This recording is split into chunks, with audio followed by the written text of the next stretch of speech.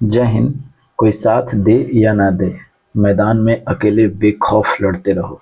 जीत गए तो सिकंदर, वरना सलाहकार कहलाओगे ही। तो चलिए, इसी उम्मीद और इसी आशा की किरण के साथ आज हम शुरुआत करते हैं। तो आज का मोटिवेशनल कोट क्या है कि सब कुछ खत्म तब तक नहीं होता जब तक आपका जीवन बचा हुआ है। इसलिए जो व्यक्ति का नहीं हुआ है तो बिल्कुल हताश नहीं होना है, खुद पर कंट्रोल कीजिए। और जब तक आपका जीवन बचा हुआ है, आप खुद यहाँ पे देख रहे हैं कि जीवन बचा हुआ है, तब तक समझिए कि पूरा खत्म नहीं हो सकता है। इसलिए ये चीज़ नहीं हुआ, कुछ और चीज़ आपके जीवन में अच्छा होगा। तो मेहनत आपको निरंतर करते रहना है, पीछे नहीं हटना है, ठीक है।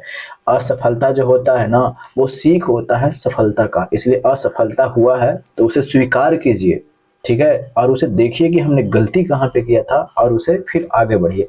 वो आपका राह है, एक सफलता का एक राह है असफलता। इससे भागना नहीं है, इसे स्वीकार करना है। कायर होते हैं वो लोग जो इससे भाग जाते हैं। तो चलिए शुरुआत करते हैं, आगे देखते हैं। क्वेश्चन क्या बोला गया है कि भारतीय राष्ट्रीय कांग्रेस के दूसरे अध्यक्ष कौन थे। तो सबसे पहले तो देखिए, कई बार हमने बता चुका है कि भारत का जो राष्ट्रीय कांग्रेस का स्थापना कब हुआ था, कौन किए थे, सब कुछ हमने बताते चला है। तो एक बार फिर से हम जल्दी बता देते हैं। क्या क्या देखिए, 1885 ईस्वी में क्या होता है, स्थापना होता है। इसका स्थापना कौन करते हैं, तो कहे कि ए ओ ह्यूम करते हैं। इतना बार हम बताएंगे ना भाई कि आपको रंग रटा जाएगा, रटा जाएगा, ठीक है ना। इसीलिए हम कहते हैं कि आप रेगुलरिटी मेंटेन करके रखिए सिर्फ, बाकी हम पे छोड़ दीजिए आप। फिर उसके बाद आप कहिएगा कि हाँ, हम पहले से बहुत कुछ बदल चुके हैं या नहीं बदले हैं सब, ठीक है। अगर हम बात करते हैं इसके प्रथम अध्यक्ष की, तो प्रथम अध्यक्ष कौन थे, तो कहे कि व्योमेश व्योमेश चंद्र कौन थे, तो कहे कि बनर्जी थे, ठीक है, व्योमेश चंद्र बनर्जी थे। अगर बात करते हैं दूसरी अध्यक्ष की, तो दूसरे अध्यक्ष कौन थे, तो कहे कि दादा भाई नौरोजी थे। दादा भाई नौरोजी। अब ये दादा भाई नौरोजी के ही मतलब कि विचार से क्या हुआ था कि इन्हीं के विचार से पहले भारत का जो ये राष्ट्रीय कांग्रेस है, भारतीय राष्ट्रीय कांग्रेस है, इसके विचार से ही पहले क्या था कि इसका नाम था भारतीय राष्ट्रीय संघ नाम था। ये भारतीय राष्ट्रीय कांग्रेस जो है ना, अभी पहले इसका नाम क्या था, तो कहे कि भारतीय राष्ट्रीय संघ नाम था, ठीक है। लेकिन इनके विचार से ही, मतलब कि इनके सुझाव से ही कहा गया ना कि सुनिए ना, इसको बदल दीजिए, भारतीय राष्ट्रीय संघ जो है इसका नाम ना, इसको बदल दीजिए। तो बदल करके क्या कर दिया गया, तो चेंज कर करके क्या कर दिया गया, तो कहे कि भारतीय राष्ट्रीय कांग्रेस कर दिया गया, भारतीय राष्ट्रीय कांग्रेस। तो आपको ये पूछा जाता है कि किनके सुझाव पर भारतीय राष्ट्रीय संघ का नाम बदलकर भारतीय राष्ट्रीय कांग्रेस कर दिया गया, तो दादा भाई नौरोजी के सुझाव पर। अब एक कांग्रेस तो कर दिया गया, तो दूसरे अध्यक्ष तो आपने देखा, तो आंसर तो मिल गया। अब यहाँ पे बात कर लेते हैं तीसरे अध्यक्ष कौन थे, ठीक है। तो तीसरे अध्यक्ष कौन थे, तो देखिएगा, पहला आगे बात कर देते हैं। तो पहला कहाँ हुआ था, तो जो पहला की अगर बात कर देते हैं तो ये बंबई में हुआ था, ठीक है। दूसरा की अगर हम बात कर देते हैं तो दूसरा कहाँ हुआ था, तो कहे कि कलकत्ता में हुआ था, ठीक है। ये भी पूछा जाता है। अगर बात कर देते हैं तीसरा का, तो तीसरा कहाँ हुआ था, तो तीसरा हुआ था आपको मद्रास में हुआ था। तो इसकी अध्यक्षता कौन किए थे, तो कहे कि बदरुद्दीन तैयब जी, बदरुद्दीन तैयब जी, बदरुद्दीन तैयब जी किए थे। अच्छा, ये तैयब जी जब किए हैं तो ये कांग्रेस के प्रथम ऐसे व्यक्ति हुए जो मुस्लिम अध्यक्ष हुए, तो कि हाँ, यानी प्रथम व्यक्ति जो है मुस्लिम में जो क्या है कि अध्यक्ष है, ठीक है। तो ये भी पूछा जाता है, इंपॉर्टेंट है, प्रथम व्यक्ति तो आपको पूछा ही जाएगा। बात करते हैं चौथा का। तो चौथा जो अधिवेशन हुआ था ये इलाहाबाद में हुआ था। तो आज का बात कौन सा, तो कहे कि प्रयागराज, ठीक है। यहाँ पे जब अधिवेशन हुआ था कांग्रेस का, तो इसकी अध्यक्षता कौन किए थे, तो कहे कि जॉर्ज यूले। क्यों इसको हमको पढ़ना पड़ रहा है, क्योंकि ये अंग्रेज है इसलिए हमको पढ़ना पड़ रहा है, ठीक है। तो जॉर्ज यूले किया था, ठीक है। तो यहाँ तो जवाब मिल गया। अगले पर चलते हैं, इसका ऑप्शन देख लेते हैं। तो दादा भाई नौरोजी ऑप्शन नंबर 1 में ही है, तो ऑप्शन नंबर क्या हो जाएगा, तो 1 हो जाएगा, ठीक है।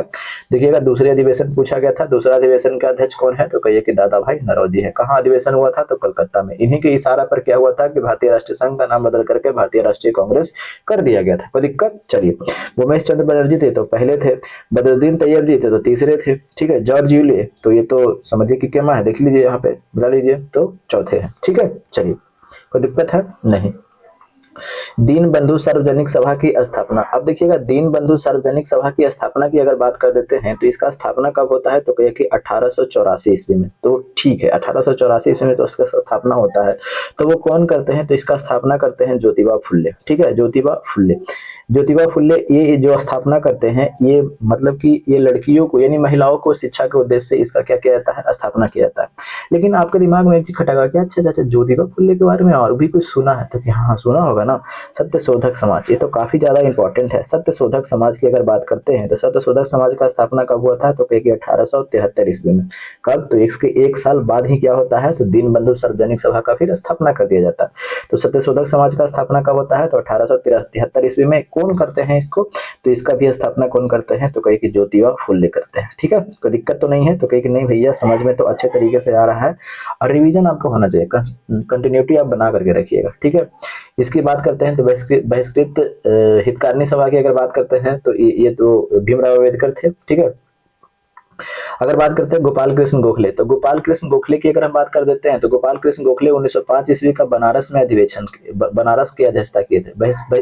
इसको लिख देते हैं बहिष्कृत, यहाँ पे लिख देते हैं बहिष्कृत हितकारिणी सभा, हितकारिणी सभा का ये क्या किए थे, स्थापना किए थे। ठीक है, बहिष्कृत हितकारिणी सभा का ये स्थापना कौन किए थे, तो भीमराव अम्बेडकर किए थे। ठीक है, तो ये बनारस में अध्यक्षता किए थे कांग्रेस का। तो इनका एक जो है लिखा गया है इनके द्वारा, तो इनके द्वारा क्या लिखा है, इनके द्वारा जो स्थापना किया गया है, तो यहाँ पे लिख देते हैं इनके द्वारा गोपाल कृष्ण गोखले के द्वारा सर्वेंट ऑफ इंडिया सोसाइटी। ठीक है, सर्वेंट ऑफ इंडिया सोसाइटी का स्थापना किसने किया था, सर्वेंट ऑफ इंडिया सोसाइटी।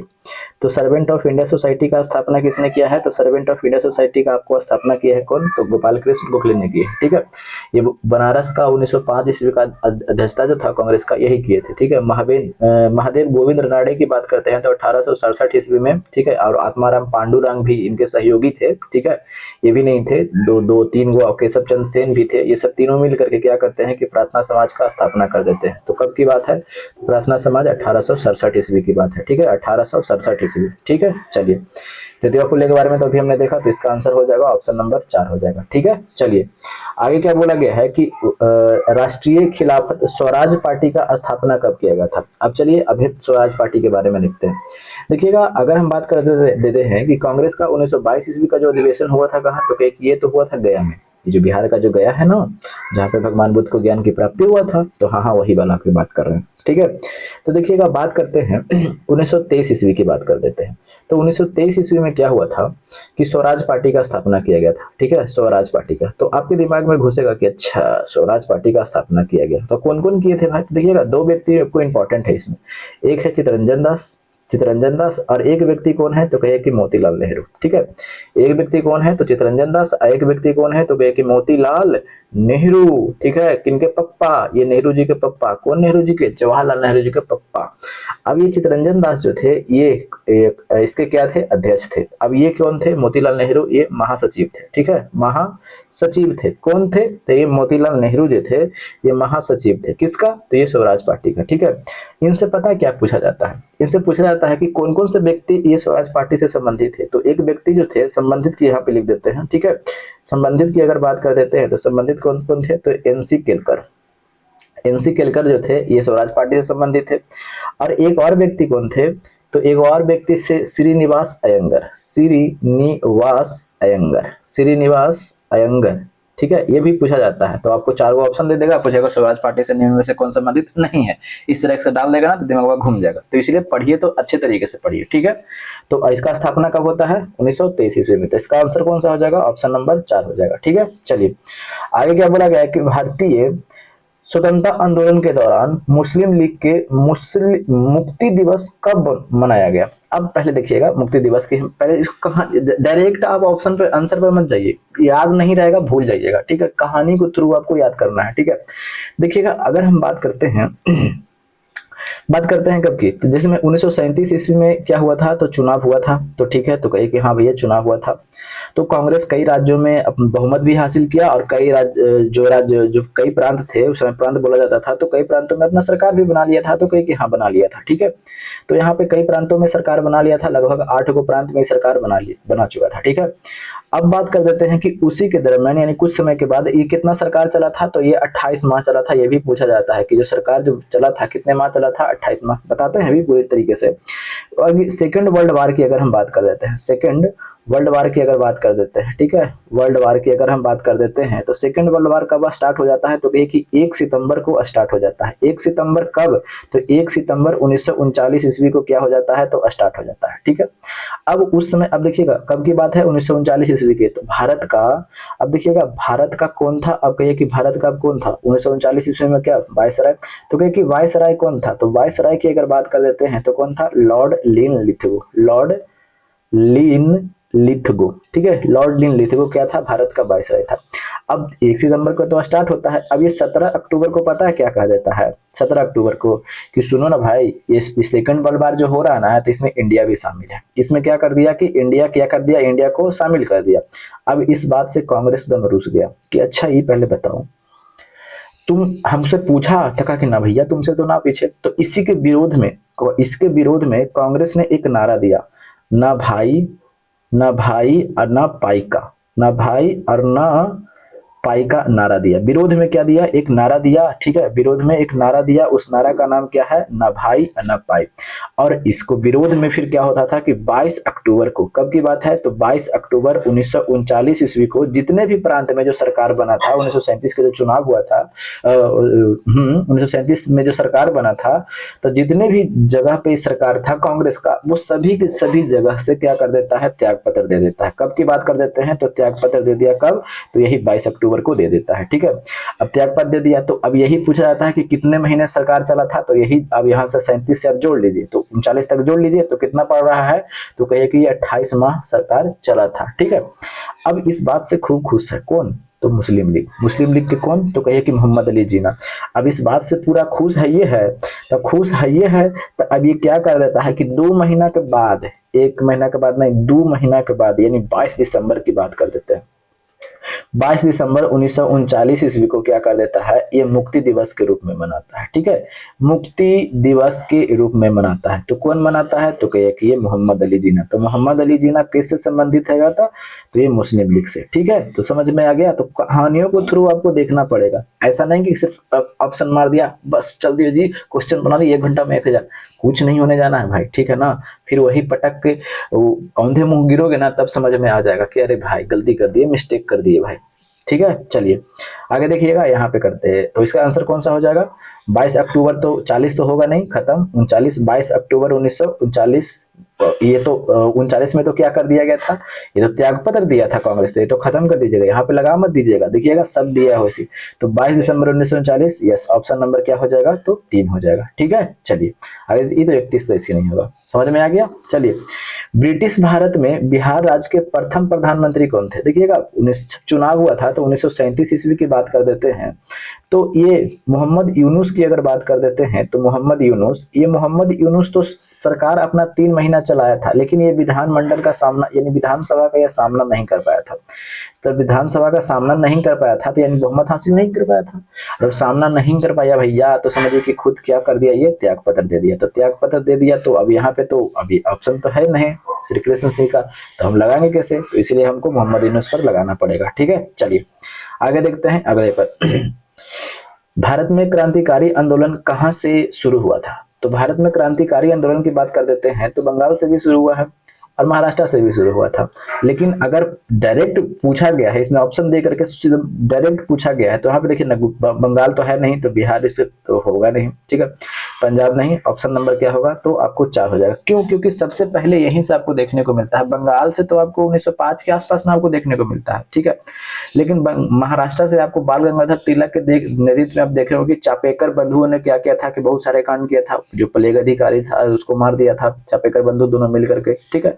तो बाल गंगाधर तिलक यहाँ से थे, और बाल गंगाधर तिलक के नेतृत्व में काफी ज्यादा यहाँ पे क्या कहता है, क्रांतिकारी गतिविधियों को बढ़ाया गया था, ठीक है। तो पूछा जाता है बाल गंगाधर तिलक, जिसमें बाल गंगाधर तिलक जेल भी गए थे, ठीक है ना, तो जेल भी गए थे, तो इनके द्वारा पुस्तक जो पूछा जाता है, तो उस पुस्तक के बारे में आपको जानना है, तो गीता रहस्य, ये जेल में लिखा गया पुस्तक है, गीता रहस्य के लेखक कौन है, तो कहिए कि बाल गंगाधर तिलक। एक है कौन, तो कहिए कि एक है मराठा, ठीक है, और एक कौन है, तो देखिएगा मराठा की अगर बात कर देते हैं, तो ये कौन सी भाषा में लिखा गया है, तो ये इंग्लिश में लिखा गया है, ठीक है। और एक कौन सा है, तो कहिए कि केसरी, तो ये केसरी कौन सा में लिखा गया है, तो ये मराठा में लिखा गया, मराठी भाषा में लिखा गया, ठीक है। तो कंफ्यूज नहीं करना है, ये इसको ध्यान में रखना है।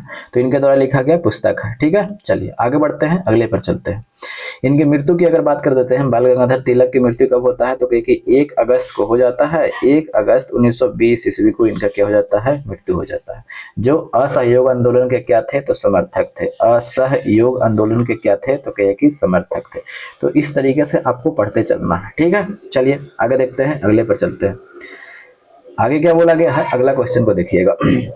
भारतीय राष्ट्रीय कांग्रेस की स्थापना कब हुई थी, तो अभी हमने चर्चा किया कब हुआ था, तो 1885 ईस्वी में। कहाँ में, तो कहिए कि बम्बई में हुआ था। इसका प्रथम अधिवेशन कहाँ, तो एक जो जानते हैं स्कूल का नाम पूछ दिया था, तो स्कूल का नाम क्या था जहाँ पे ये जो पहली बार सब मिल करके बैठा था, तो गोकुलदास तेजपाल संस्कृत विद्यालय में सब क्या हुआ था, मिलकर के बैठा था। यहीं पे प्रथम अधिवेशन हुआ था कांग्रेस का। ठीक है, कितने को लोग भाग लिए थे, तो 72 को भाग लिए थे।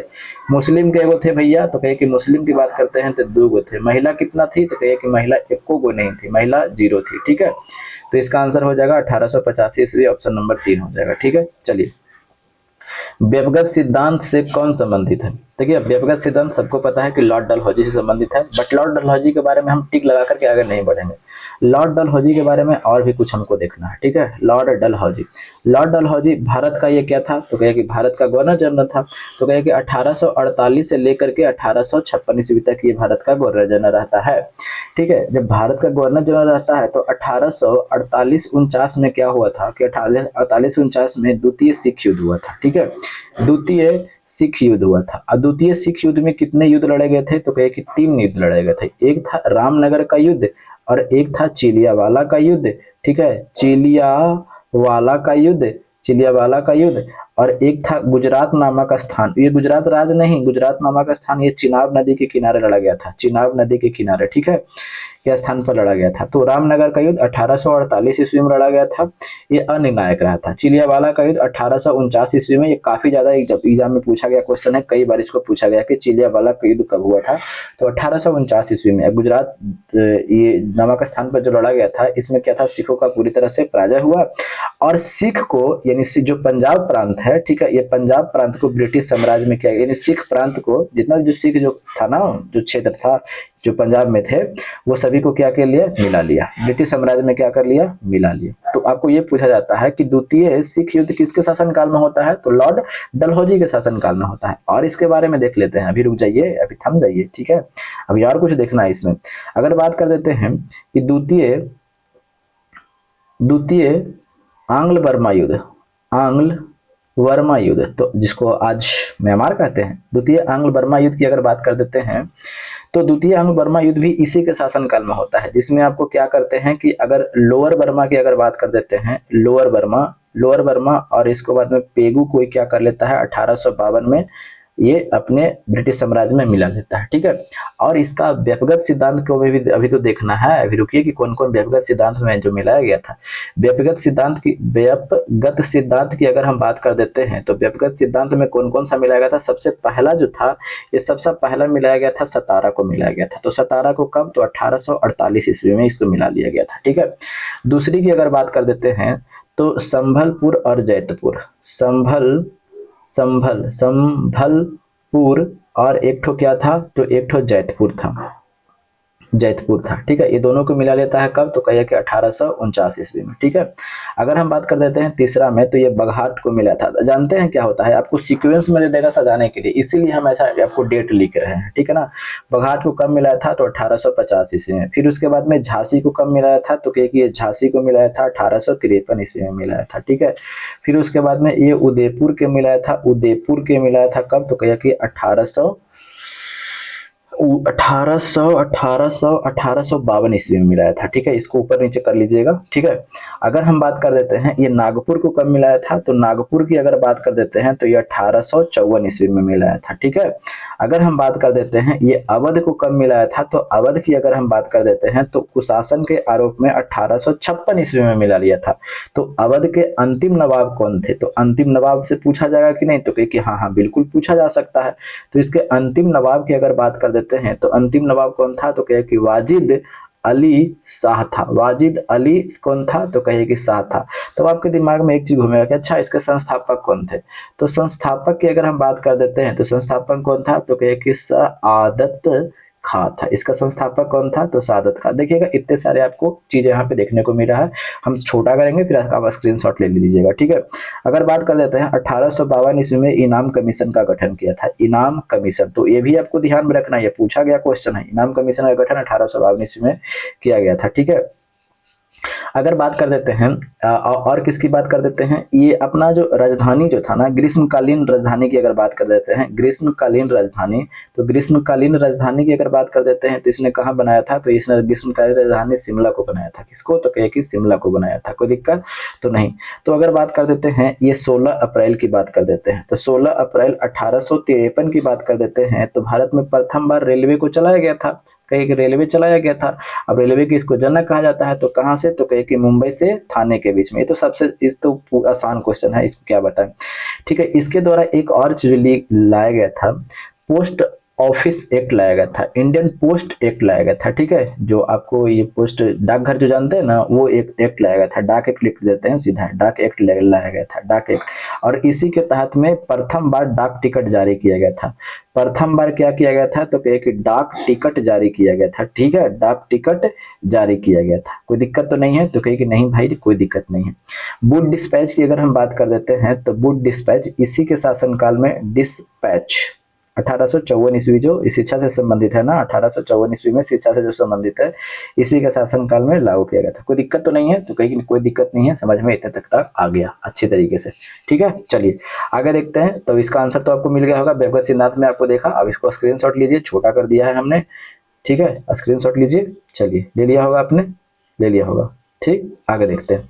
तो इसका तो आंसर मिल गया, कौन सा हो जाएगा? Option number 4। अब बताइए, आप खुद बताइए भाई साहब कि अगर हम एक ही चीज ऑप्शन को आगे मार करके पढ़ेंगे, कोई ना कौन फायदा है? किताब घर पे नहीं रखा हुआ है, आप घर पे ऐसे टिक नहीं लगा सकते हैं, वो प्रैक्टिस वो आप अवश्य कीजिएगा। लेकिन यहाँ पे आपको जब आपको रिवीजन करना है ना, तो इस तरीके से आपको देखना पड़ेगा, ठीक है। अब क्या पूछा गया कि भारत का प्रथम वायसराय, वायसराय याद हो जाएगा, कैसे हो जाएगा देखते हैं। देखिएगा 1773 ईस्वी का रेगुलेटिंग एक्ट आया था कि नहीं? तो कि हाँ ये तो याद है, रेगुलेटिंग एक्ट। रेगुलेटिंग एक्ट में क्या था कि जो बंगाल का जो गवर्नर था, ये क्या था, कहे कि बंगाल का गवर्नर जो था, ये बंगाल का गवर्नर का पद समाप्त कर दिया गया था। क्योंकि हाँ तो जानते हैं, तो बंगाल का गवर्नर का पद का नाम बदल करके फिर क्या कर दिया गया? तो यहाँ पे लिख देते हैं नया, यहाँ पे लिख देते हैं नया, आप समझ में आएगा। तो क्या कर दिया गया? तो बंगाल का गवर्नर जनरल कर दिया गया। क्या कर दिया गया? तो क्या कि बंगाल का गवर्नर जनरल कर दिया गया। कोई दिक्कत? तो कहे कि नहीं भैया कोई दिक्कत नहीं, ठीक है। फिर अगर बात कर देते हैं तो 1833 ईस्वी का जो अधिनियम आता है, जो एक्ट आता है, उसके तहत में क्या कर दिया जाता है? तो देखिएगा उसके तहत में किया ये जाता है कि जो बंगाल का जो गवर्नर जनरल था, ये बंगाल का गवर्नर जनरल की अगर हम बात कर देते हैं, तो इस पद को क्या कर दिया जाता है? हटा दिया जाता है। तो अब नया पद क्या बनाया जाता है? तो अब नया पद बनाया जाता है भारत का गवर्नर जनरल। यहाँ पे समझ में आ गया, भारत का गवर्नर जनरल बना दिया जाता है, ठीक है। तो अब देखिएगा इस समय कौन था? तो कहे कि लॉर्ड विलियम बेटिंग था। तो लॉर्ड विलियम बैटिंग था। अब जो लॉर्ड विलियम बैटिंग था, तो अब यही पूछा जाता है, कई बच्चे इसको में कंफ्यूज करते हैं। तो पूछा जाता है बंगाल का अंतिम गवर्नर जनरल कौन? तो लॉर्ड विलियम बैटिंग। भारत का प्रथम गवर्नर जनरल कौन? तो लॉर्ड विलियम बैटिंग। क्या कोई दिक्कत है? नहीं ना। आगे देखते हैं। फिर 1858 ईस्वी का जब अधिनियम आया था, तब उसके तहत में क्या था? ये भारत का जो गवर्नर जनरल था ना, भारत का जो गवर्नर जनरल था, उसको पद को हटा देता है। अच्छा, हाँ हाँ बिल्कुल हटा देता है। अब क्या बन जाता है? तो कहे कि अब वायसराय बन जाता है। और वायसराय बन जाता है तो इस टाइम था कौन? तो कहे कि कैनिंग था, कैनिंग था, ठीक है, याद आ रहा है ना। हाँ, जो 1856 ईस्वी में ही 1862 ईस्वी इसका शासनकाल था। कब से कब तक इसका शासनकाल? तो 1856 से 1862 ईस्वी तक इसका शासनकाल था। तब ना इसको 1857 ईस्वी इसी के शासनकाल में सिपाही विद्रोह हुआ था। तो कहे कि हाँ, तो अब फिर से आपसे यही क्वेश्चन करते हैं, भारत का अंतिम गवर्नर जनरल कौन? तो कहे कि लॉर्ड कैनिंग। भारत का प्रथम वायसराय कौन? तो लॉर्ड कैनिंग। समझ में आया? तो हाँ बिल्कुल आ गया। तो इसका आंसर कौन सा हो जाएगा? तो लॉर्ड कैनिंग हो जाएगा। प्रथम ने पूछा है जी, हाँ बिल्कुल प्रथम पूछा। समझ में आ गया, भेजा में घुसा। चलिए, इनकलाब जिंदाबाद का नारा किसने दिया था? तो इनकलाब जिंदाबाद का नारा दिए थे कौन? भगत सिंह। भगत सिंह एक और नारा दिए थे क्या? साम्राज्यवाद का नाश हो। तो इसको भी आपको ध्यान रखना पड़ेगा। तो इसे अब मिटाते हैं ताकि हम यहाँ पे और भी लिख सके। ठीक है, अब हम यहाँ पे बताते हैं आपको क्या कि साम्राज्यवाद का नाश हो का नारा किसने दिया था? तो कहिए कि यही शहीद आजम भगत सिंह ने दिया था। ठीक है, अब देखिएगा, अब और भी चीजों को हम देखते हैं यहाँ पे। चलिए, कहाँ तक थे? इनकलाब जिंदाबाद। सुभाष चंद्र बोस के बारे में तो जानबे ही करते हैं। ये 23 जनवरी को इनका जन्म होता है। 23 जनवरी 1897 ईस्वी को इनका जन्म होता है। कहाँ में भैया? तो कटक में। कटक में। अब देखिएगा, जब इनसे संबंधित है तो हम बता देते हैं 21 अक्टूबर को 1943 ईस्वी को ये अस्थायी सरकार की क्या कर देते हैं? स्थापना कर देते हैं। कोई दिक्कत है? लेकिन नहीं, अस्थायी यहाँ पे क्या कर देते हैं? सरकार की स्थापना कर देते हैं। कहाँ में? अरे भैया, सिंगापुर में। अगर हम बात कर देते हैं, ये 4 जुलाई की बात कर देते हैं, 4 जुलाई 1943 ईस्वी को यही INA का कमांड इनके हाथों में आ जाता है। समझ में आया? तो हाँ, ये डेट पूछा जाता है, इसको ध्यान में रखना है। ठीक है, महात्मा गांधी के बारे में कौन नहीं जानता है? चंद्रशेखर आजाद के बारे में तो आपको पता ही है। ठीक है, ये इनका एक नारा क्या था कि हम आजाद हैं और आजाद ही मरेंगे। ठीक है, भगत सिंह के बारे में तो अभी देखा। तो इसका आंसर कौन सा हो जाएगा? Option number 4। क्या बोला गया है कि बक्सर का युद्ध किस किस के बीच लड़ा गया था? देखिएगा, अब हम यहाँ पे आपको थोड़ा सा और चीज बताते हैं। देखिएगा, 1757 ईस्वी की जब हम बात कर देते हैं तो 1757 ईस्वी का क्या हुआ था? तो क्या कि पलासी का युद्ध हुआ था। अच्छा, ये पलासी का युद्ध पूछ देता है नदी कि कौन सी नदी के किनारे? तो देखिएगा, जो भागीरथी जो आप उत्तराखंड में पढ़ते हैं ना, वो तो है, लेकिन आपको यहाँ पे भागीरथी देखने को मिलता है जो फिर से भागीरथी कहलाती है। जो गंगा नदी जो बढ़ती ना धारा जो भाग में, तो उसको फिर भागीरथी बोला जाता है। तो पूछा जाता है नदी कौन सी नदी? तो भागीरथी नदी के किनारे हुआ था। तो किसके किसके बीच? देखिएगा, पलासी का युद्ध जो हुआ था ना, ये सिराजुद्दौला था। सिराजुद्दौला, ठीक है, सिराजुद्दौला। और दूसरी तरफ में कौन था? तो क्या कि रॉबर्ट क्लाइव। आपको पूछा जाता है रॉबर्ट क्लाइव के बीच में लड़ा गया था, जिसमें सिराजुद्दौला की क्या हुई थी? हार। रॉबर्ट क्लाइव को जीत हुआ था। ठीक है, लेकिन जानते हैं अभी यहाँ से भी उसको बर्दाश्त नहीं ले पाता है, एग्जामिनर को यहाँ से भी वो बर्दाश्त नहीं ले पाता है। तो पता क्या कर देता है कि पूछता रहे कि मुगल बादशाह कौन था। अब देखिए भैया, अब लड़कन क्या करे, अब पूछ देता है कि मुगल बादशाह कौन था, तो याद तो करना पड़ेगा। मुगल बादशाह की अगर बात कर देते हैं तो मुगल बादशाह कौन था? तो इस टाइम मुगल बादशाह कौन था? तो आलमगीर द्वितीय था। कौन था? तो आलमगीर द्वितीय था। कोई दिक्कत है? तो नहीं। अब हमें पढ़ना है क्या? बक्सर का युद्ध। अब जब बक्सर का युद्ध की हम बात कर देते हैं तो बक्सर का युद्ध कब होता है? तो कहिए कि ये भैया ये 1764 ईस्वी में होता है। तो कौन से? बिहार में ही है ये बक्सर जो है। आप जानते हैं कि जिला भी है। कौन सी नदी की बात कर देते हैं? तो कर्मनासा नदी। कर्मनासा नदी के किनारे हुआ था। अब कर्मनासा नदी के किनारे हुआ था तो आपके दिमाग में एक चीज घूमना चाहिए कि किसके किसके बीच। तो कौन था? तो मीर कासिम। और मीर कासिम था और दूसरी तरफ में कौन था? तो कहिए कि ये बक्सर का युद्ध जो अंग्रेज के बीच में हुआ था तो सही है, लेकिन कौन था? तो इसके जो था हेक्टर मुनरो था। हेक्टर मुनरो था। ठीक है, ध्यान में रखिएगा इस चीज को। हेक्टर कौन था? तो मुनरो था। यहाँ तो कोई दिक्कत नहीं है? नहीं, कोई दिक्कत नहीं है।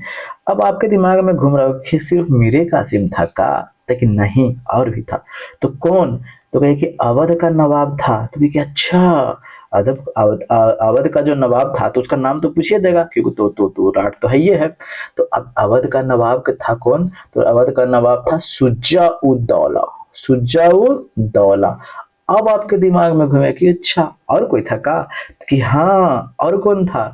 तो वही ये मुगल बादशाह आपको पूछेगा तो मुगल बादशाह कौन था? तो मुगल बादशाह की अगर हम बात कर देते हैं तो शाह आलम द्वितीय अब था। शाह आलम द्वितीय था, जिसका एक और नाम है अली गौहर। देखिए, भेजा में घुस गया। तो इस तरीके से आपको ध्यान रखना पड़ेगा। तो इसको स्क्रीनशॉट लीजिए। चलिए, ले लिए होंगे, हमें यकीन है कि आप ले लिया होगा। ठीक है, अब देखिए फिर से एक बार रिवीजन करवा देते हैं आपको। ठीक है, पलासी का युद्ध भागीरथी नदी किनारे, सिराजुद्दौला रॉबर्ट क्लाइव के बीच। मुगल बादशाह कौन था, तो यहाँ पे एक ये वाला घेर देते हैं ऐसे, ठीक है। चलिए, मुगल बादशाह कौन, आलमगीर द्वितीय। अब देखिए बक्सर का युद्ध, तो बक्सर का युद्ध के समय कौन था, तो कहे कि मुगल बादशाह बक्सर के युद्ध के समय शाह आलम द्वितीय, जिसको अली गौहर के नाम से भी जाना जाता है। किसके किसके बीच, अंग्रेज का नेतृत्व कौन कर रहा था, तो हेक्टर मुंडो कर रहा था, ठीक है। अब हेक्टर मुंडो कर रहा था तो ये पार्टी से कौन था, तो मीर कासिम, अवध और सुजाउद्दौला। लेकिन जानते हैं इस टाइम पूछ देगा, चलिए छोड़िए बाद में बता देंगे, नहीं तो फिर आपको कंफ्यूजन ज्यादा क्रिएट हो जाएगा। चलिए बताइए देते हैं, बता देते हैं, चलिए ठीक है। आपको इसी के बाद में क्या हुआ था कि 1765 ईस्वी में, 1765 ईस्वी में क्या हुआ था, इलाहाबाद का संधि हुआ था। इलाहाबाद का संधि, अब इलाहाबाद का संधि जो हुआ था कौन करवाया था, तो अब यहाँ तो लड़ा है तो हेक्टर मुनरो के नेतृत्व में, लेकिन संधि अब कौन करवाएगा, तो यही रॉबर्ट क्लाइव, जो शुरू में जो लड़ा था ना, ये रॉबर्ट क्लाइव फिर चल गया था इंग्लैंड, लेकिन फिर ये वापस आया था, ठीक है। तो अब यही पूछा था इलाहाबाद का संधि कौन करवाया था, तो रॉबर्ट क्लाइव को ध्यान रखना पड़ेगा। तो इसका आंसर तो आपको मिल गया होगा। तो जो ऑप्शन दिया है उसके हिसाब से देखिएगा, तो अंग्रेज और किसके बीच, तो मीर कासिम के बीच। तो ऑप्शन हो जाएगा, ऑप्शन नंबर 1 हो जाएगा, ठीक है। चलिए, भारत में प्रथम सत्याग्रह गांधी ने कहाँ शुरू किया था, कहाँ किया था, चंपारण, कब, 1917 ईस्वी में। तीन कठिया प्रणाली याद है, बत्तख मियाँ इनको जान बचाए थे। आगे देखिएगा, महात्मा गांधी कब भारतीय राष्ट्रीय कांग्रेस के अध्यक्ष बने, अरे भाई याद है, कुछ याद है, चलिए दिखाते हैं भैया को। 1923 ईस्वी में क्या था, तो कहिए कि स्वराज पार्टी का स्थापना हो चुका था, ठीक है। स्वराज पार्टी का स्थापना हुआ था, काहे स्थापना हुआ था, ये सब कांग्रेस से अलग हो कुछ हो चुके थे। काहे अलग हो चुके थे भाई, अरे चौरा चौरी कांड जब हुआ था ना, तो ये गांधी जी बिना पूछले सबसे बंद कर दिए थे असहयोग आंदोलन को, इसीलिए रूस फूल के सब अलग हो गए थे। तो अब इसी के वजह से स्वराज पार्टी का स्थापना किया गया था 1923 ईस्वी में। चित्तरंजन दास और किनके बीच में, चित्तरंजन दास थे और मोतीलाल नेहरू थे, ठीक है। चलिए, लेकिन आपसे पता है 1922 ईस्वी का अधिवेशन जब आपको याद, जब यहाँ पे आइए गए हैं तो पूछ लेते हैं गया कहाँ में अधिवेशन हुआ था, तो गया में हुआ था। अध्यक्षता कौन किए थे, तो गया कि चित्तरंजन दास ने किया था। कौन, तो चित्तरंजन दास ने, ठीक है, जिनको देश बंधु के नाम से भी जाना जाता है। क्या जाना जाता है, तो देश बंधु के नाम से किसे जाना जाता है, तो चित्तरंजन दास, ठीक है। अब 1923 तो देखिए लिया, 1923 को अब देख लेते हैं। 1923 ईस्वी में कांग्रेस का अधिवेशन का अध्यक्षता किसने किया था, तो इसका जो अधिवेशन हुआ था दिल्ली में हुआ था। तो मौलाना अबुल कलाम आजाद थे। कौन थे, तो मौलाना अबुल कलाम आजाद, अबुल कलाम आजाद थे। अभी अबुल कलाम आजाद सबसे युवा व्यक्ति है। युवा व्यक्ति काहे रहेंगे भाई, इसीलिए रहेंगे क्योंकि तो मेन लीडर जो थे तो रूस के फूल करके तो भागिए गए हैं कांग्रेस से, अब एक नया पार्टी बना लिए हैं। अब तो कोई मिलवे नहीं किया, तो ये इन्हीं को बना दिया कि ये भाई तू ही बन जाना भाई, ठीक है। तो मौलाना अबुल कलाम आजाद बन जाते हैं। अब फिर 1924 ईस्वी का जो अधिवेशन होता है कहाँ, तो बेलगाम में होता है अधिवेशन। ये बेलगाम कहाँ पड़ता है, तो ये कर्नाटक में पड़ता है।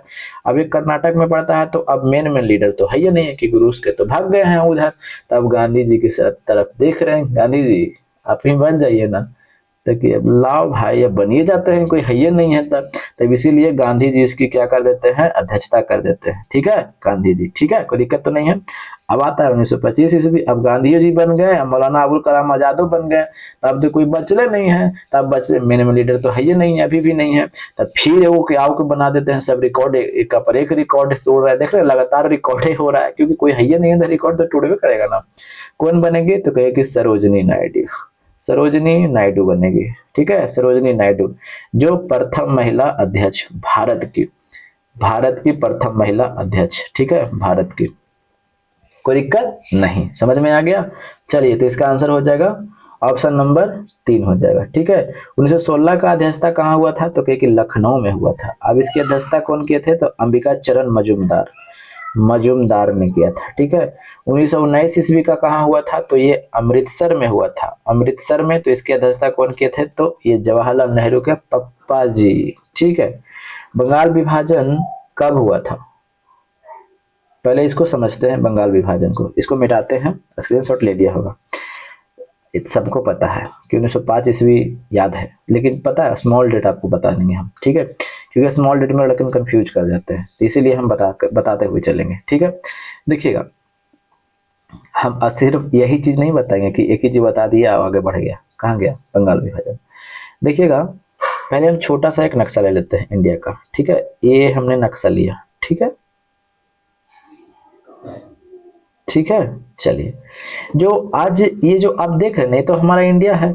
अब इधर कौन सा था, तो कहिए कि देखिए भैया, इधर ये बांग्लादेश है, ये बांग्लादेश है, ये असम है, ये सभी मिला करके क्या था ना, ये यहाँ तक ऐसे आ जाइए, ये सभी ऐसे यहाँ सब मिला करके ये सभी क्या था, तो कहिए कि ये बंगाल था। ये क्या था, इतना बड़ा बंगाल था। इस टाइम यहाँ की अगर बात कर देते हैं, 1905 की ईस्वी की अगर बात कर देते हैं, तो यहाँ का जो लेफ्टिनेंट गवर्नर जो था वो कौन था, यहाँ पे लिख देते हैं गवर्नर। ये पूछा जा सकता है गवर्नर कौन था, तो कहे कि लीथ फ्रीजर था। यहाँ का गवर्नर कौन था, इसमें राज्यपाल अभी है ना, हमारे बिहार के राज्यपाल कौन है, तो उस टाइम वहां का राज्यपाल कौन था, यानी गवर्नर जो बोला जाता था पद को, तो कौन था, तो लीथ फ्रेजर था। अब ये कर्जन कौन था, तो कहिए कि ये कर्जन तो वायसराय था, राष्ट्रपति जैसा एकदम, जो उसका पद था जब प्रमुख था, ठीक है। अब ये कर्जन क्या था, तो कहे कि वायसराय था, ठीक है। अब जब कर्जन भैया वायसराय था, तब इसको बंटवारा कर दिया। बंटवारा करने के साथ साथ में क्या बोल दिया कि जो इधर वाला जो है ना, इधर जो हमने जो लाइन बनाया है, इधर इधर वाला यानी असम और पूर्वी बंगाल को मिला करके एगो प्रांत बनाया, नया प्रांत। इसका हेड क्वार्टर कहाँ बना दिया, तो कहे कि ढाका बना दिया, ठीक है। और इधर इधर पश्चिमी बंगाल, ये पश्चिमी बंगाल इधर इधर जो हम रंग रहे हैं, पश्चिमी बंगाल, बिहार, उड़ीसा, ये सबको मिला करके एक नया प्रांत बना दिया। कोनो दिक्कत है, तो कहे कि नहीं भैया कोनो दिक्कत तो ना है, यहाँ तक तो समझ में आ गया। इसकी जो अगर बात कर देते हैं, इसकी घोषणा कब होता है, तो कहे कि 19 जुलाई को इसका घोषणा हो जाता है, कब, 1905 ईस्वी में, ठीक है। अब 19 जुलाई को इसका घोषणा होता है 1905 ईस्वी में। बंगाल में काफी ज्यादा विरोध होता है, और जब विरोध होता है तो एक संजीवनी नामक एक पत्रिका है, जिसका कृष्ण कुमार मित्र जो थे, यहाँ पे लिख देते हैं संजीवनी, ठीक है। संजीवनी नामक क्या है, एक पत्रिका थी। ये पत्रिका के संपादक कौन थे, तो कृष्ण कुमार मित्र थे, ठीक है। कृष्ण कुमार मित्र थे। अब ये कहते हैं ना कि देखो, विदेशी सामान का बहिष्कार करो, ठीक है, विदेशी सामान का बहिष्कार करो, ठीक है। तो ये भी पूछा जा सकता है, तो आपको ध्यान रखना पड़ेगा, ठीक है। यही वो उस टाइम बताए थे कि विदेशी सामान को बहिष्कार करने का सुझाव किसने दिया था, तो यही दिए थे कृष्ण कुमार मित्र ने, को जो एक संजीवनी नामक पत्रिका चलाते थे, ठीक है। अब देखिएगा, यहाँ तक की बात है तो ठीक है। अब फिर क्या होता है कि 16 अक्टूबर को 1905 ईस्वी में क्या होता है कि ये बंगाल विभाजन क्या हो जाता है, लागू हो जाता है। और रविन्द्रनाथ टैगोर के कहने पर इस दिन राखी दिवस मनाया जाता है। क्या मनाया जाता है, तो राखी दिवस, कि हम सब एक एक हैं, भाई बहन में जैसे राखी बनाया जाता है ना, कि एकता है, तो उसी तरीके से ये बनाया गया था। तो ठीक है, यहाँ तक आपको ये भी देखना पड़ेगा। तो समझ में तो आ गया अच्छे तरीके से। तो इसका आंसर कौन, भारतीय राष्ट्रीय कांग्रेस कहाँ पे चल गया जी, हाँ यहाँ तक तो पढ़ा था, बक्सर पढ़ा था, ये पढ़ा था, ये पढ़ा था, यहाँ था। तो इसका आंसर हो जाएगा 1905 ईस्वी, ठीक है। चलिए, आगे बोला गया है क्या कि 1857 में मेरठ में प्रथम सिपाही विद्रोह की आग किस दिन भड़की थी, याद आ रहा है कुछ, बताते हैं। देखिएगा, बात करते हैं कब क्यों। एनफील्ड राइफल लाया गया था, जो पुराना वाला जो राइफल था ना, उसको हटा दिया गया था। एनफील्ड राइफल लाया गया था। जब एनफील्ड राइफल लाया गया था, तो एनफील्ड राइफल लाया गया था, तब उसके खिलाफ में जो, जैसे हम शॉर्ट में यहाँ बताने की कोशिश करते हैं, ताकि ताकि आपको वीडियो ज्यादा लंबा भी ना हो जाए, ठीक है, ताकि सबको समझ में भी आए और अच्छे तरीके से चलते रहे, ठीक है। तो देखिएगा, दिसंबर की अगर हम बात कर देते हैं, तो दिसंबर 1856 ईस्वी में क्या बोला गया कि सुनो ना भाई, ये जो पुराना वाला जो राइफल है उसको हटा देते हैं, नया एनफील्ड राइफल लेकर के आते हैं। तो जनवरी फरवरी में अगर ट्रेनिंग वगैरह दिया जाना था, तो फिर उसके बाद में क्या था कि मार्च में, जिसमें फरवरी में ही, जनवरी फरवरी में ट्रेनिंग वगैरह दिया गया, और सब सैनिक को पता चला ना क्या कि ये जो नया वाला एनफील्ड राइफल आया ना, तो उसके जो मुंह से पहले खोलने के लिए, जैसे में इस तरह के जो है ना बंदूक, जो बुलेट है, अब इसको पहले मुंह से खोलने के लिए रहता था, फिर उसके बाद में इसमें क्या हो जाता था, डाला जाता था, ठीक है, बंदूक में डाला जाता था, फिर उसके बाद में छोड़ा जाता था। तो मुंह से खोला जाता था, तब पता चला कि ये जो आप मुंह से खोल रहे हैं ना, तो इसमें चर्बी लगा हुआ है। तो अब ये चर्बी कैसा लगा हुआ है, तो चर्बी जो लगा हुआ है, गाय का चर्बी है और सुअर का चर्बी है। तो गाय हिंदू धर्म के लिए प्रमुख है, और सुअर तो जानते हैं कि मुस्लिम धर्म इससे नफरत करती है। अब ये जब बात जो फैला, तो सब भड़क गया। अब जब भड़क गया भैया, तो अब लीजिए, होना चालू हो गया। अब जब सब सैनिक जो था ना, सब सैनिक भड़क गया। तो आप जानते हैं कि ये जो आप मंगल पांडे के बारे में तो जानते ही हैं कि मंगल पांडे क्या किए थे, विद्रोह किए थे। जो कौन से बटालियन के थे, तो कहे कि ये 34वीं बटालियन रेजिमेंट के थे। ये 34वीं बटालियन रेजिमेंट के ये क्या थे, सिपाही थे। अब ये सभी जब भड़क जाते हैं तो अब 10 मई की बात आती है, ठीक है। 10 मई 1857 ईस्वी को क्या होता है कि मेरठ से क्या होता है कि मेरठ से सभी जो सैनिक होते हैं दिल्ली की ओर क्या कर जाते हैं, तो प्रस्थान कर जाते हैं। और दिल्ली पहुंचते कब है, तो कहे कि 12 मई को पहुंच जाते हैं। और अपना नेता किन्हें घोषित कर देते हैं, तो कहे कि नेता घोषित कर देता है यही बहादुर शाह द्वितीय को। यानी अंतिम जो नेता था, अंतिम मुगल बादशाह था ना बहादुर शाह द्वितीय, उसे क्या कर दिया जाता है, अपना नेता घोषित कर दिया जाता है, ठीक है। और फिर इसके बाद में इसे कहाँ भेज दिया जाता है, तो कहे कि इसे रंगून, मेरे पिया गए रंगून, याद आ रहा है, तो रंगून इसे भेज दिया जाता है। 1862 ईस्वी में इसका क्या हो जाता है, मृत्यु हो जाता है। कोई दिक्कत तो नहीं है। तो कब की घटना यहाँ पे पूछा गया डेट, तो कहाँ से शुरू हुआ था, मेरठ से 10 मई 1857 को। तो इसका आंसर हो जाएगा ऑप्शन नंबर 1 हो जाएगा। अगर हम बात कर देते हैं 1857 ईस्वी के ब्रिटिश प्रधानमंत्री कौन था, तो देखिएगा ब्रिटिश प्रधानमंत्री की अगर हम बात कर देते हैं तो ब्रिटिश प्रधानमंत्री था पामर्स्टन था। कौन था, तो कहे कि पामर्स्टन था, ठीक है। अगर बात कर देते हैं तो अब वायसराय हो गया ना जी, आपके अभी हमने चर्चा किया है। तो वायसराय कौन था, तो कहे कि लॉर्ड कैनिंग था, ठीक है, कोई दिक्कत। अगर हम बात कर देते हैं इसका चिन्ह था, तो रोटी और कमल इसका चिन्ह था। रोटी और कमल इसका क्या था, तो कहे कि रोटी और कमल इसका चिन्ह था। कोई दिक्कत तो नहीं, तो नहीं कोई दिक्कत नहीं, समझ में आया। आगे बढ़ते हैं। महात्मा गांधी की हत्या नाथूराम गोडसे ने निम्नलिखित में से किस दिन किया था, आसान क्वेश्चन है। तो कब, 30 जनवरी 1948 ईस्वी को, ठीक है। निम्नलिखित में से किसे लोकनायक कहा जाता है, तो लोकनायक जयप्रकाश नारायण को कहा जाता है, ठीक है। इन्होंने ही कहा था कि जो पंचायती राज है ना, उसमें राजनीतिक जो पार्टियां है उसको दखल नहीं देना चाहिए, ठीक है। तो इन्हीं के मतलब कि इन्हीं का सुझाव था, ठीक है।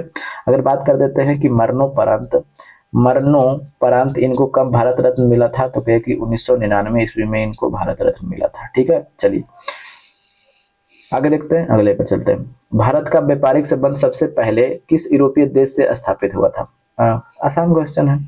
तो ये 1498 ईस्वी में क्या था, तो कहे कि वास्को डी गामा भारत आया था, सबको पता है। 1503 ईस्वी में क्या था, तो 1503 ईस्वी में ये पुर्तगाल जो था, यहाँ पे लिख देते हैं पुर्तगाल। 1503 ईस्वी में पुर्तगाल का प्रथम फैक्ट्री कहाँ लगता है, तो कोच्चि में लगता है। क्या होता है, तो प्रथम फैक्ट्री लगता है, प्रथम फैक्ट्री लगता है, ठीक है। प्रथम फैक्ट्री यहाँ पे लगता है, कोई दिक्कत तो नहीं है। 1505 ईस्वी में ये पुर्तगाल का प्रथम जो गवर्नर बन के आता है, ठीक है, प्रथम गवर्नर जो बन के आता है वो कौन था, तो पुर्तगाल का प्रथम गवर्नर बन करके आता है Francisco de Almeida. Francisco de Almeida था, ठीक है। इसके जो कुछ काम है वो आपको काम को देखना है। इसने क्या किया था कि नीले जल की नीति को अपनाया था, नीले जल की नीति। तो आपको पूछा जाएगा कि नीले जल की नीति को किसने अपनाया था, तो यही आपको अपनाया था। कार्टेज पद्धति की अगर बात कर देते हैं तो कार्टेज पद्धति की किसने अपनाया था, एक तरह से लाइसेंस था ये कार्टेज पद्धति, समझ में आ गया। ये आपको फ्रांसिस्को डी अल्मीडा अपनाया था, ठीक है।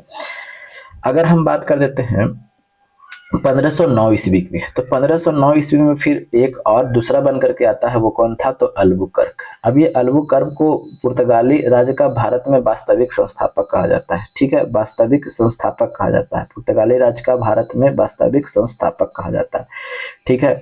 इसने कहा गया था ना कि जो निम्न वर्ग के जो हुआ के जो आदमी थे ना, पुरुष, जो जिसको बांट बांट जितना भी लेकन था ना हुआ वाला, पुर्तगाल वाला, सब बांट बांट लेकन को यहाँ भारतीय महिला से विवाह करने के लिए कहा था। यानी पुर्तगाली पुरुष को, यानी पुर्तगाली कौन पुरुष, जो बांट बांट सब लेकन रहता ना है, यहाँ पे लिख देते हैं बांट, जिसको ब्याह नहीं होता है, तो वो सब को यहाँ पर लाया और क्या उसको प्रोत्साहित किया कि भारतीय महिला से विवाह करो, और भारतीय महिला को भी प्रोत्साहित करने का काम करता था, ठीक है।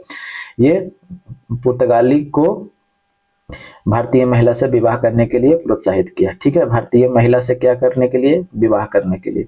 ऐसा क्यों, ऐसा इसलिए ना किया कि देखो भाई, अगर इन लोग का दामाद बन जाएंगे ना, तो दामाद का देखिए खातिरदारी बहुत होता है ससुराल में, बहुत ही मान आदर होता है, ध्यान। अगर कोई गलतियों कर देगा ना गाँव में, तो आपको पता होगा कि छोड़ दिया जाता है, अरे जाने दीजिए ना, फलानमा के दामाद है, छोड़ दीजिए। और वही अगर गाँव में आदमी रहेगा तो धक्के कूट देगा बढ़िया से। तो समझा कि अच्छा यही तो एक नियम है, क्योंकि इंडियन लोग में यही तो है कि दामाद को इतना गलती कर देगा ना तो छोड़ देता है ना, बस इसीलिए। अब क्या था कि 1510 ईस्वी में क्या था कि 1510 ईस्वी में ये बीजापुर का शासक कौन था, तो कहे कि बीजापुर का शासक था यूसुफ आदिल शाह। कौन था, तो कहे कि यूसुफ आदिल शाह। और यूसुफ आदिल शाह जो था तो इससे क्या कर देता है, तो इससे गोवा को छीन लेता है। छीना किसको, तो कहे कि गोवा को। तो ये भी आपको पूछा जाता है कि जब गोवा को छीना गया था तो उस समय वहां का शासक कौन था, तो कहे कि वो यूसुफ आदिल शाह। कौन छीना, तो अल्बुकर्क ने छीना। वास्तविक संस्थापक कहा जाता है पुर्तगाली, यानी जो बटवन को सबको भारतीय महिला से विवाह के लिए क्या किया, प्रेरित किया। ठीक है, कि ब्याह कर लो। ठीक है, चलिए बीजापुर अब क्या कर लिया, गोवा को क्या कर लिया, छीन लिया। ठीक है, आपको दिक्कत तो नहीं है, अब नहीं दिक्कत होना चाहिए। अब क्या हुआ था ना कि फिर 1529 ईस्वी की अगर बात कर देते हैं, देखिएगा सबको हमको गवर्नर जनरल को नहीं पढ़ना, सबको गवर्नर को नहीं पढ़ना। क्यों नहीं पढ़ना है, तो इसलिए नहीं पढ़ना है ना भाई कि देखिएगा अगर सबको पढ़िएगा तो आपको कितना सारा हो जाएगा, खाली हिस्ट्री थोड़ा नहीं पढ़ना है, आपको और भी सब्जेक्ट तो पढ़ना है ना। तो अब 1529 ईस्वी में कौन आया था, तो निन्नो दी कुन्हा आया था। निन्नो दी कुन्हा अब बन करके आया। अब निन्नो दी कुन्हा क्या किया कि 1530 ईस्वी में 1530 ईस्वी में जो हेड क्वार्टर कोच्चि था, हेड क्वार्टर कोच्चि को कहाँ कर दिया, ये कोच्चिन को कहाँ कर दिया, अब रह जाते हैं कोच्चि। ठीक है, अब ये हेड क्वार्टर कोच्चिन को कहाँ कर दिया, तो ये कोच्चिन को कर दिया अब गोवा कर दिया। तो इसीलिए इसको हमको पढ़ना ज्यादा जरूरी है। समझ में आ गया, चलिए। तो अब पहला ही था ये तो पुर्तगाली था। दूसरा पे कौन आया था, तो देखिएगा 1600 ईस्वी में ईस्ट इंडिया कंपनी की अगर हम बात कर देते हैं तो 1600 ईस्वी में क्या होता है, स्थापना 31 दिसंबर 1600 ईस्वी को स्थापना इसका हो जाता है। लेकिन ये आता बाद में है। और फिर उसके बाद में डच की अगर बात कर देते हैं, डच ईस्ट इंडिया कंपनी की अगर हम बात कर देते हैं तो इसका स्थापना कब होता है, तो 1602 ईस्वी में हो जाता है। लेकिन ये भारत में पहले आता है। देखिएगा स्थापना अंग्रेज वाला ईस्ट इंडिया कंपनी है उसका बाद में हो रहा है, लेकिन सॉरी अंग्रेज वाला जो ईस्ट इंडिया कंपनी है उसका स्थापना पहले हो रहा है लेकिन आएगा बाद में। लेकिन डच ईस्ट इंडिया कंपनी जो आप देख रहे हैं इसका स्थापना बाद में हो रहा है लेकिन आता पहले है। तो आता पहले है तो 1605 ईस्वी में क्या होता है कि एक अपना प्रथम कोठी तो स्थापित करेगा ना, तो कि हाँ प्रथम कोठी जिसको फैक्ट्री बोलते हैं, कहाँ पे स्थापित किया था, तो मसूलीपट्टनम में। मसूलीपट्टनम में, तो आपको ये भी याद रखना है। ठीक है, मसूलीपट्टनम में। ठीक, कोई दिक्कत तो नहीं, कोई दिक्कत नहीं है। तो हमें पूछा क्या गया है, पहला ये था, दूसरा डच हो गया, तीसरा फिर कौन हो जाएगा, अंग्रेज था। फिर चौथा आपको फ्रांस आएगा जो 1668 ईस्वी में सूरत में प्रथम फैक्ट्री लगाएगा। तो अब कहाँ पे गया, यूरोपीय से स्थापित होता कौन थे, तो पुर्तगाली थे। तो सबसे पहले तो पुर्तगाली देख रहे हैं, पुर्तगाली कब आ रहा है, 1503 ईस्वी में आ गया, इस समय आ रहा है 1600 में, तो प्रथम तो यही हो गया। अंग्रेजों को सुनहरा फरमान कब प्रदान किया गया था, अब इसको समझना है। इसको ऐसे नहीं है कि केवल ऐसे ही, जब तक आपको कहानी नहीं याद ध्यान रहेगा ना तब तक आप कितना रट लीजिए भूल जाइएगा, आज रटिए कल भूल जाइएगा। देखिएगा बात कर देते हैं 1613 ईस्वी में। अब थोड़ा सा अंग्रेज को देख लेते हैं, जब आइए गया है तो अंग्रेज को देख लेते हैं। ठीक है, देखिएगा अब अंग्रेज की अगर बात कर देते हैं, यहाँ पे लिख देते हैं अंग्रेज। अब जब अंग्रेज की बात कर देते हैं तो देखिएगा अगर हम बात कर देते हैं, ये 1611 ईस्वी में अस्थायी कंपनी अपना ये मसूलीपट्टनम में लगाता है, लेकिन अस्थायी कंपनी 1613 ईस्वी में ये लगाता है। कहाँ पे लगाता है, तो अस्थायी कंपनी लगाता है 1613 ईस्वी में, ये सूरत में लगा देता है। ठीक है, फैक्ट्री, कंपनी नहीं, फैक्ट्री की बात करते हैं, हाँ वही बोलिए ना। फैक्ट्री कहाँ पे लगाता है, तो सूरत में 1613 ईस्वी में लगा लेता है। ठीक है, अब 1632 ईस्वी की अगर हम बात कर देते हैं तो ये तो आप देख रहे हैं इंडिया, और इस यहाँ पे उसमें गोलकुंडा जो था, ये गोलकुंडा है, ये गोलकुंडा। ठीक है, ये गोलकुंडा का शासक कौन था, तो कहे कि अब्दुल्ला कुतुब शाह। यहाँ पे लिख देते हैं शासक, यहाँ पे लिख देते हैं शासक कौन था, तो कहे कि अब्दुल्ला कुतुब शाह था। अब्दुल्ला कुतुब शाह था। अब यहाँ पे जानते हैं क्या हो जाता है, ये अंग्रेज को व्यापार करने का एक अधिकार प्राप्त हो जाता है। अंग्रेज को क्या करने का, व्यापार करने का एक अधिकार दे देता है, करने का एकाधिकार। अभी हम समझाएंगे कि एकाधिकार क्या होता है। एकाधिकार दिया जाता है, जैसे में अभी आप मान करके चलिए कि अभी मुकेश अंबानी को कहा जाए कि सुनो भाई 5G केवल तुम ही लॉन्च कर सकता है, कोई और नहीं करेगा। समझ में आया, तो आप खुद बताइए मुकेश अंबानी का रिचार्जबा महंगा नहीं कर देंगे, आपको क्या लगता है। अरे एक तो है अकेले, और नहीं समझ में आया, गांव में अकेला एगो अगर दुकान है तो का मनमानी रेट पर दाम पे नहीं बेचेगा। अरे लेना है तो लो, नहीं तो जाओ। कहाँ जाओगे, गांव में अकेले ही तो है ये है। और वही दो को दुकान रहेगा तो अरे भाई तुमको देना है तो दो बढ़िया रेट पे, नहीं तो हम अगला दुकान में जाएंगे। तो समझ गए, एकाधिकार किसी चीज में अच्छा नहीं है। समझ में आ गया। तो अब ये अंग्रेजों को एकाधिकार दे दिया कि भैया तू ही व्यापार करो। अब तू ही व्यापार करो तो समझ गए कि अंग्रेज क्या करेगा, मनमानी तो करबे करेगा ना। बस। तो कौन दिया था, तो गोलकुंडा का शासक कौन था, ये अब्दुल्ला कुतुब शाह। कब, तो 1632 ईस्वी में। ठीक है, तो इसका आंसर आपको मिल गया। कहाँ पे गया जी, तो ऑप्शन नंबर 2 हो गया। ठीक है, चलिए आगे देखते हैं अगले पर। पुर्तगालियों ने गोवा पर अधिकार कब किया। अभी हमने देखा, अभी देखा कौन शासक था, तो कहिए कि ये वहां का शासक था यूसुफ आदिल शाह था। 1510 ईस्वी में अलबुकर्क ने किया था। ठीक है, ईस्ट इंडिया कंपनी का भारत में पदार्पण हुआ था। ये हमको ये क्वेश्चन थोड़ा ठीक नहीं लग रहा कि ईस्ट इंडिया कंपनी का भारत में पदार्पण, कुछ नहीं लग रहा, लेकिन अब ऑप्शन के हिसाब से चलिएगा तो 1600 ईस्वी तक को लगाना ही पड़ेगा। ठीक है, तो यहीं तक वीडियो था। कैसा लगता होगा वीडियो जरूर बताइएगा कि क्योंकि आपको फायदा हो रहा है, नहीं हो रहा है, कुछ अगर सुधार की जरूरत होगा तब भी जरूर बताइएगा। और जिन भाईजन को नहीं हुआ है तो बिल्कुल हिम्मत नहीं हारना है मेरे दोस्त, लगे हुए रहना है, जरूर होगा। आप खुद के मेहनत पर विश्वास करो और कंटिन्यूटी बना करके रखो। ये ना कि 2 दिन पढ़ा छोड़ दिया, अरे भैया 2 दिन पढ़ा छोड़ दिया कुछ नहीं होगा भाई उससे, फिर वही होगा।